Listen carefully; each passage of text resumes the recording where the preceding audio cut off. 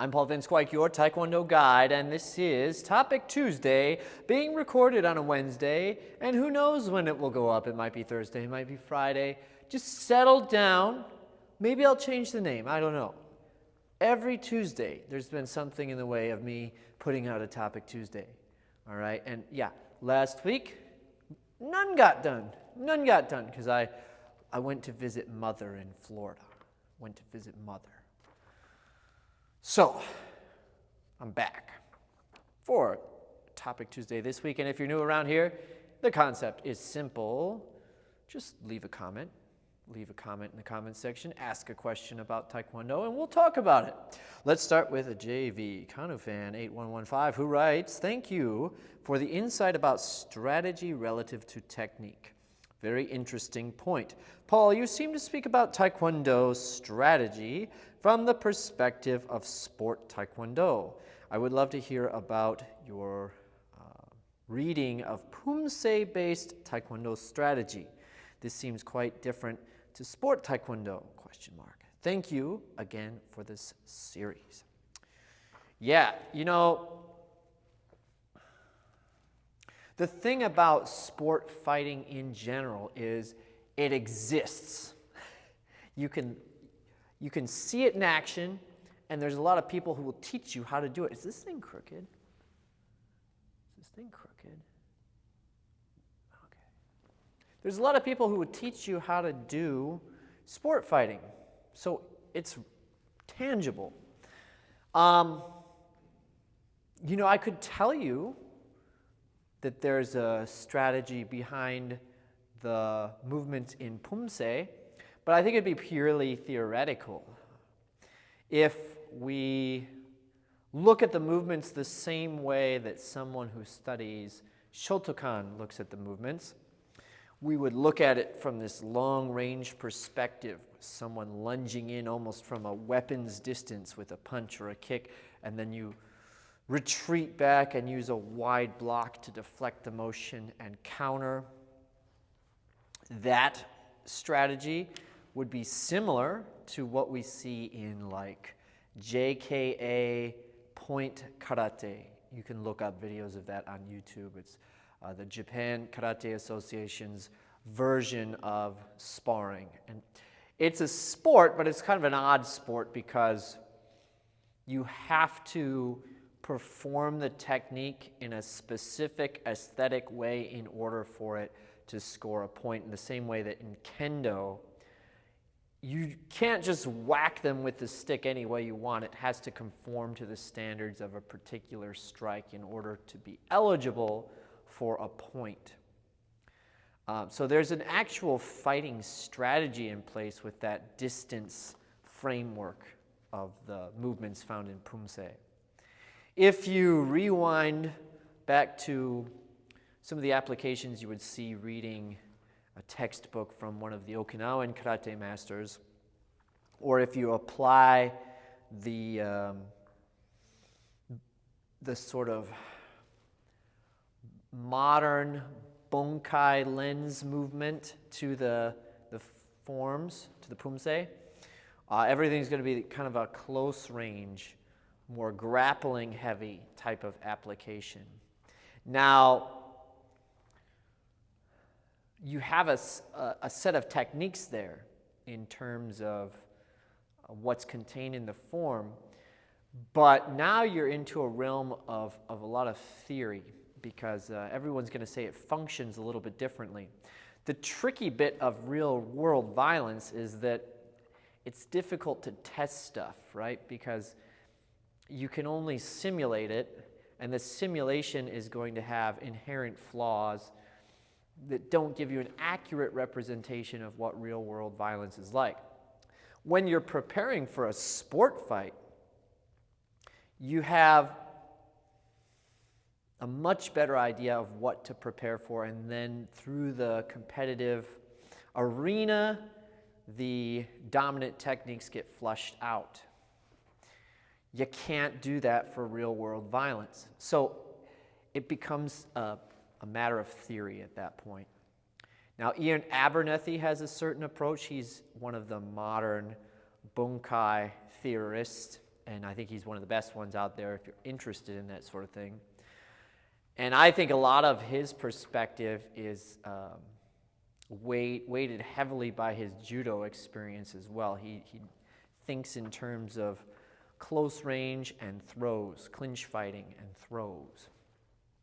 And his perspective is sort of that you're going to be in a sort of startled situation, so your hands come up, you might have been hit already, and then you're usually closing the gap to some kind of a clinch to avoid getting hit, rather than dodging out, blocking, and countering like you would in a sparring sort of fight.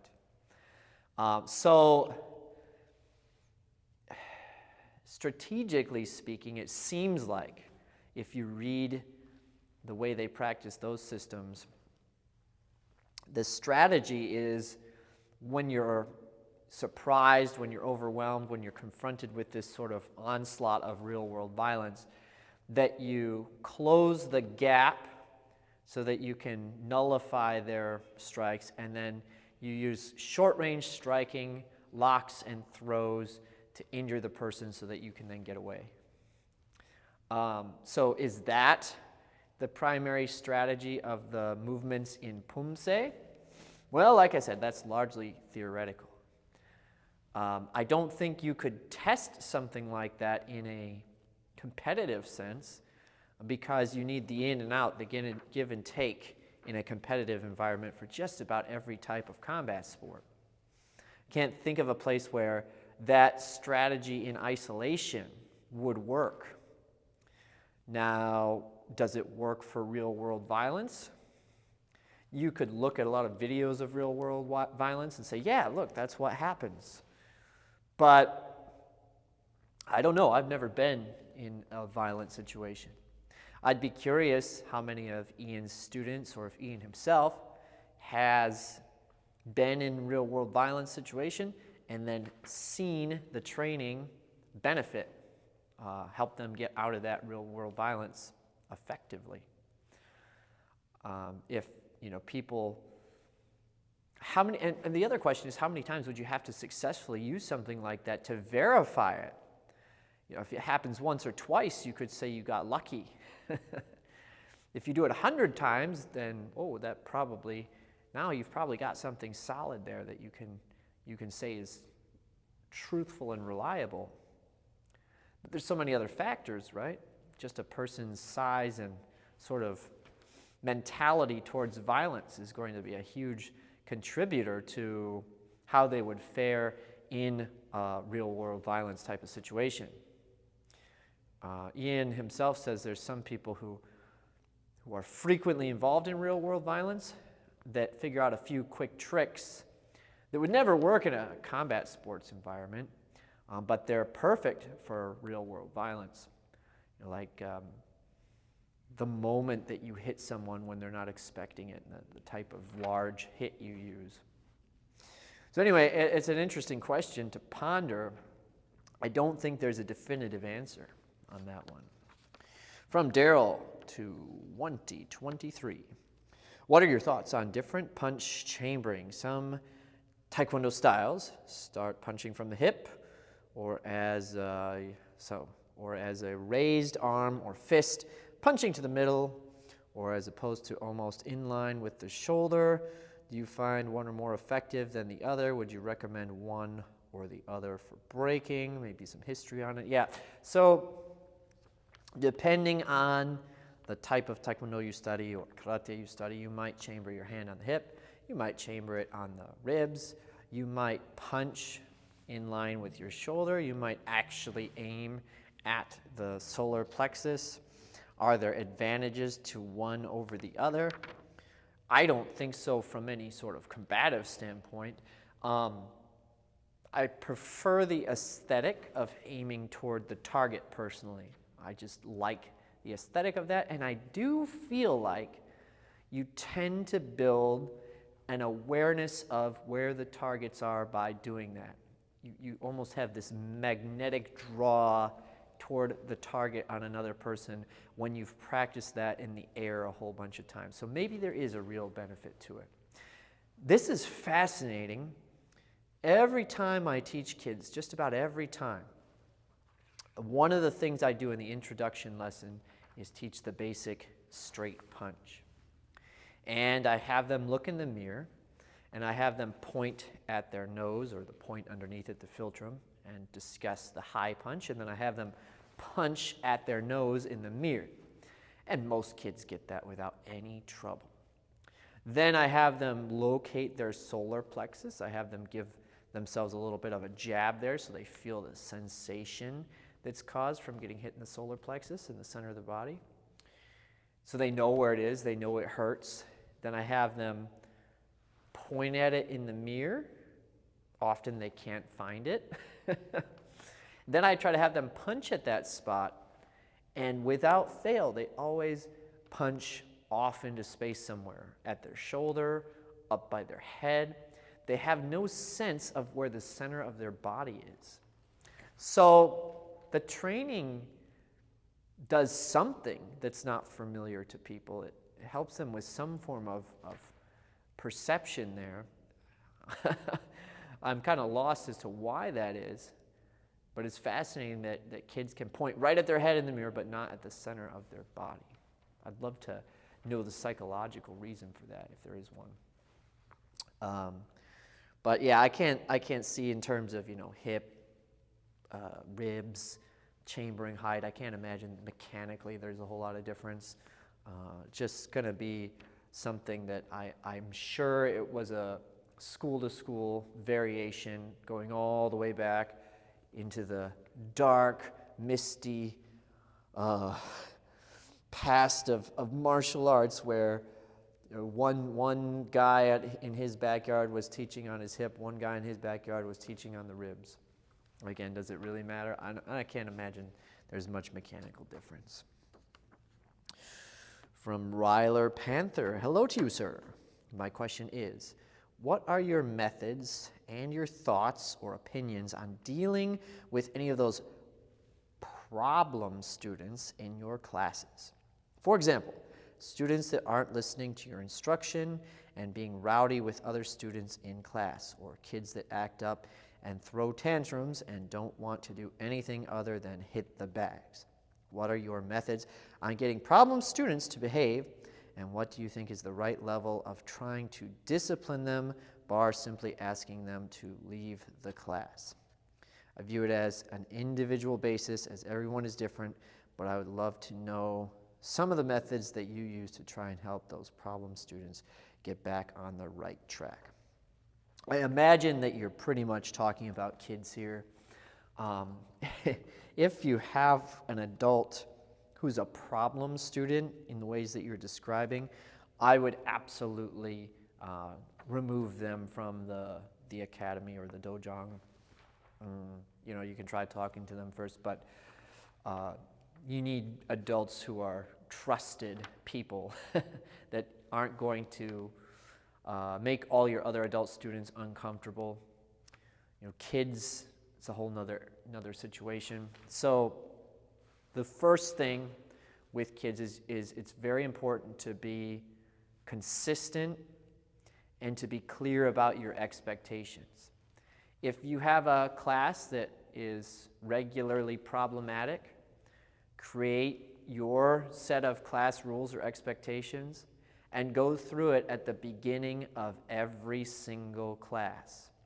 Tell them at the beginning of every single class, if you break a class rule, I will give you one warning. If I have to talk to you again, you'll be out on the side until you can demonstrate self-control, at which time I'll consider letting you back into the class. My method there is I'll give them the two warnings, or the first warning, and then I'll have them sit out. Usually wait about 5 minutes. If they're sitting quietly, legs crisscrossed, the meditation position, I'll let them back in. Usually that's enough. If they can't even sit and they're disruptive on the side, at that point, they obviously don't want to be there. And you don't want to subject everyone else in the class to that level of disruption. This is an optional activity. This is not school. They do not have to come to Taekwondo So make sure they want to be in your class. If they want to be in your class, then being removed from it temporarily is a real threat. It's something they don't want to do. They want to be part of the class and having a good time. Now, the other things you can do outside of the regular expectations, that sort of discipline ladder that you follow, is have some tangible rewards they get at the end. I have a card system, so I don't do this every class. It's for the kids, we have 4 classes a week. So most of them come to 2 of those 4. And so one of the classes that they come to, the day that they're not sparring on, I give out these cards. So it's twice a week in our curriculum that I give out these cards. The cards are actually based on, it's usually based on technical stuff like one is for power, one is for quality kicking, one is for quality stances. But they're not even eligible for the card unless their behavior is on point. So you can tell them, because they love getting these cards, you can tell them, you won't be eligible for this card if you get a warning or if you have to sit out. We only give these cards out to those students who are behaving well. Also helps them with their effort on the technique. I let them collect 3 and then they can turn them in for a prize. I just get like some inexpensive toys in a bin that they can pick from. But I don't think you even necessarily have to have the prize. They just like the tangible. Kids are really responsive to regular and consistent feedback. I think it's why they like video games so much, because the feedback is immediate, is right there. They don't have to imagine it. And it's why they do so well in sort of a game environment. So that would be my recommendation. You can use the consistent layout of the rules, the discipline ladder, and then have some incentive for them that's tangible, that they can visually see, that it's almost like a game that they're playing to earn, that they can strive for. I covered everything in that question. I don't recommend doing a lot of physical punishments like push-ups and that kind of thing. First of all, a lot of kids don't even do them correctly. So if you tell a kid, do 20 push-ups, go over there, they might just do a whole bunch of really bad push-ups that don't cause them any discomfort or anything like that. I think it's lost on a lot of them. I'll play games with my class as a group, and sometimes we'll do things like, we're doing basic techniques, and if one of them itches their head or something, loses focus, then I stop and have everybody do push-ups. But it's more of a game sort of thing, less of a consistent punishment for kids. Also don't want to program them to view exercises as punishment. So, I'm careful about that too. I think the other stuff is more effective anyway.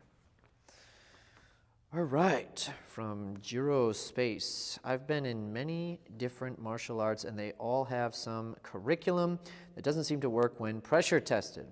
I would love to hear your thoughts on these moves, and have you ran across questionable curriculum? Do you still teach it if it's a required technique?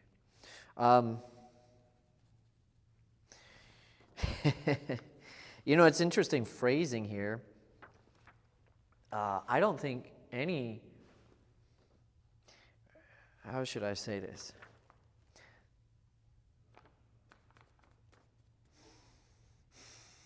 I'm trying to wrap my head around phrasing this, because to me, pressure testing is part of the process of integrating the technique into functionality. So it's not the end goal of the technique. It's a piece of the technique. It's a piece of practicing the technique. So let me use a roundhouse kick as an example. Obviously, a roundhouse kick can be functional. It's used effectively all the time in all sorts of combat sports. But if I take someone and I just have them hit targets with a roundhouse kick and they never once spar with that roundhouse kick, that roundhouse kick is just as inaccessible to them in terms of using it against a live opponent as would be a self-defense technique, a throw, a lock, anything else that you might be practicing. So, I guess you're talking about something that maybe is so convoluted that it could never exist in a pressure testing format. And yeah, I think there's a lot of techniques like that. You look at one-step sparring, which I don't want to dismiss as completely useless. There's something about it that I really enjoy in terms of just practicing it. There's a feeling about it. And I do think, just like with forms, going through these combative rituals has some sort of value on the psyche that's hard to, pinpoint. Certainly, I'm not saying that if you're a professional fighter, you need to integrate one-steps into your training regimen. That's not the case. But if it's, I guess certain people gravitate toward them, and it might have a benefit on those certain types of people who like going through the process. That being said, the first one step that is in the curriculum I came out of that my instructors taught me, someone steps in with a punch toward your face. You step back in a back stance and do a single knife hand block. They hold their fist there. You bring your hand back to your head. You step at an angle, sideward side stance and block, and then you punch at the same time. So in the course of this punch, you're stepping back and blocking it. You're rechambering your hand. You're then stepping in and re-blocking it and then punching at them. Can you pressure test that exact technique? No. There's no way that someone stands still for that amount of time. Now, is the punch or is the process entirely useless? Not necessarily. If someone's lunging in from a distance, blocking from a distance like that to suppress their lunge, either they're trying to grip you or strike you, is not unfeasible. Nor is it unfeasible to enter and punch in the way that that is shown. So, pieces of it might work. And that's what I would try to pressure test if you're looking at something like that. Often, there's pieces of it, and it's contained in this overall package. And there's relevant pieces in that package to fighting, but the package itself can't be directly applied. And this is not an uncommon form of transmitting knowledge in the Asian martial arts. The techniques for Aikido, for example, kind of work from the most likely to occur down to the least likely to occur in a single technique, which you could call a kata. It's just done with a partner. So the technique ikkyo, which is where you push on their elbow and kind of through their shoulder and arm, force them to the ground, and then you pin their arm on the ground. The first part of doing the technique for ikkyo is a way of moving your body and pushing on their arm that could easily pop your hand out of the grip. So if they're trying to restrain you or your hand in some way, especially if you had a weapon in it, it's very easy to pop your hand out using the ikkyo technique. I have that in a few videos about Aikido sparring you can check out on the channel here. But if they hold on, or if you're a bigger person and you want to pin them down, like if you're a police officer trying to arrest someone, then the next part is feasible in there. So you've got the release and the shoulder kind of control, the way to frame off them and push. Then you've got an actual pinning technique you can apply within that same kata. So point being, there's multiple things in the kata that, depending on how you're live drilling, they're not going to show up. It's very rare, at least, that the whole kata shows up at once. But you're going to use pieces of the kata all the time. Again, check out my my video. I think it's called Aikido Sparring Part 2, or Round 2, right? Round 2. That is you can see me, I'm testing them against untrained people coming in, and you see lots of pieces of the technique, but rarely do you see the entire technique expressed. In fact, I was really trying not to do that because I don't want to try to put locks or anything on someone who wasn't familiar with that. Now, are there some techniques that some people have concocted that just aren't good? I'm sure, yeah. Have I run across them? Yeah, I have.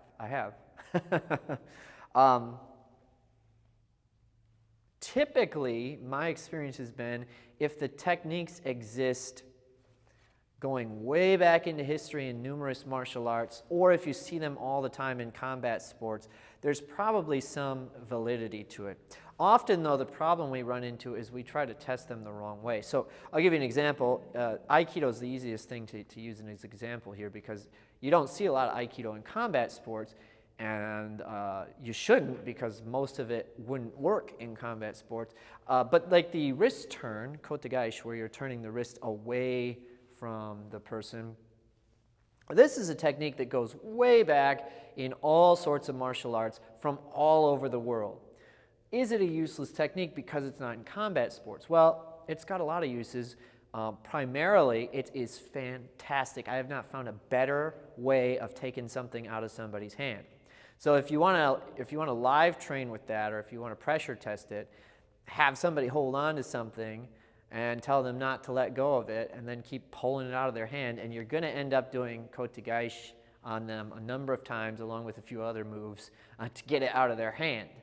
So part of the problem is you have to pick the right type of pressure testing to fit the technique.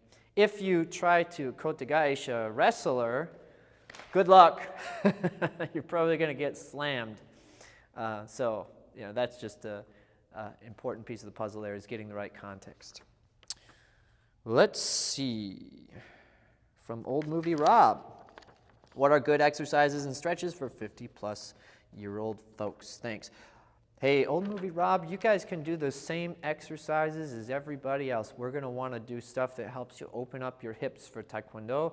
I always plug my How to Supercharge Your Taekwondo course. It is free on my website, tkdguide.com, because it has a lot of great exercises to help better your Taekwondo, to help build the physical foundation you need for excellent Taekwondo techniques.